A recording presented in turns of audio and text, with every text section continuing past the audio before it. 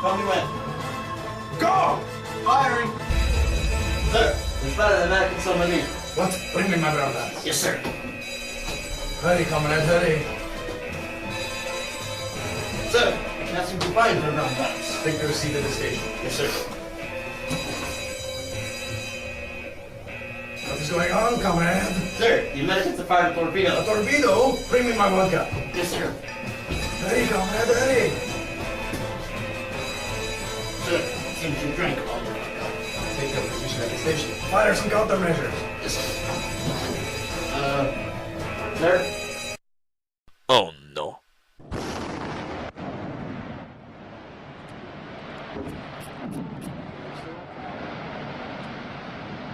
Target destroyed, sir. Ah, yes. On course for home. Yes, sir.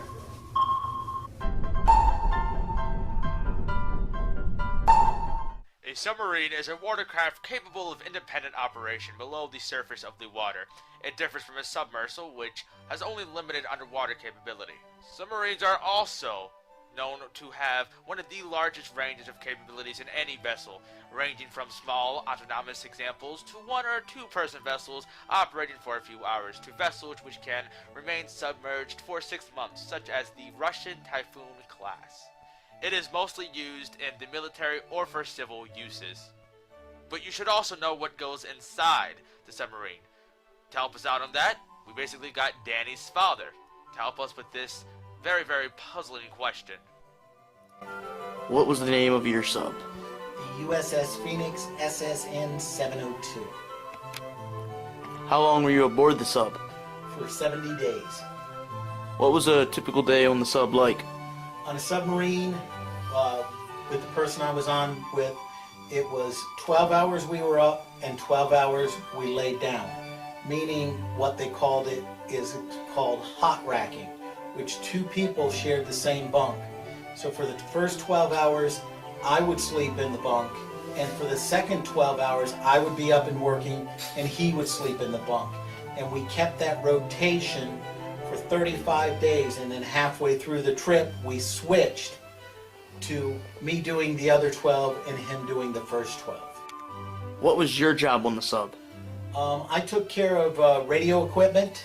I really can't tell you what the equipment was, but we had outfitted the sub with radio equipment, and my job was to make sure that that radio equipment worked at all times. Even when we were not on the surface, I had to keep testing it to make sure that it always worked. So my job was to keep the radio equipment up and operational. What was life like overall on the submarine? How was it when you got back? Well, you can life on a submarine, it's very confined. You have to remember you're on a ship with the biggest compartment, probably smaller than your classroom that you're sitting in. So your average day you just sat somewhere, or we would go back in the aft compartment and we actually had weights, and we would run in place and lift weights to try to keep exercising and keep our strength up. Problem was with being in such a confined area and it being so small that once we got back, our vision, we could not focus for the first day or so past about 20 feet, because that's as far as you looked while you were on the submarine for those 70 days. And your vision got used to that. Once you went beyond 20 feet, everything seemed blurry. Also, due to the fact that you didn't walk much and it was a very small place, you got very tired when you got back. You walk around a mall and you'd have to sit down for a while. And then the third thing was you were used to a 12-hour day.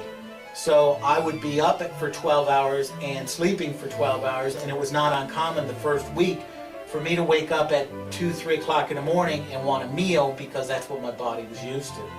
So what happens is your body adapts to the environment you're in. You're underwater, you can't go anywhere, you can't go out for a walk.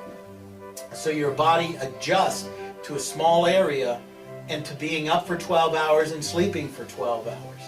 And believe me, you guys don't think so, but you can go to sleep for 12 hours, get up, and still wish you got more time because your body gets so used to it. So when you guys wake up in the morning after 7, 8 hours sleep and you're tired, we used to get up after 12 hours and say, boy, I'd like to lay down a little longer. So your body does adapt, but it takes a while once you get back to adapt to the new environment. I have your certificate that says you were sub-qualified. What exactly does that mean?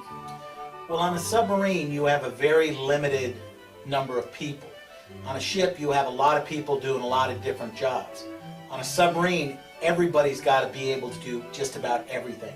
So to get sub-qualified, you have to go through rigorous training and tests to make sure you can run the fire watch in case there's a fire, which is a very, very big hazard aboard a submarine.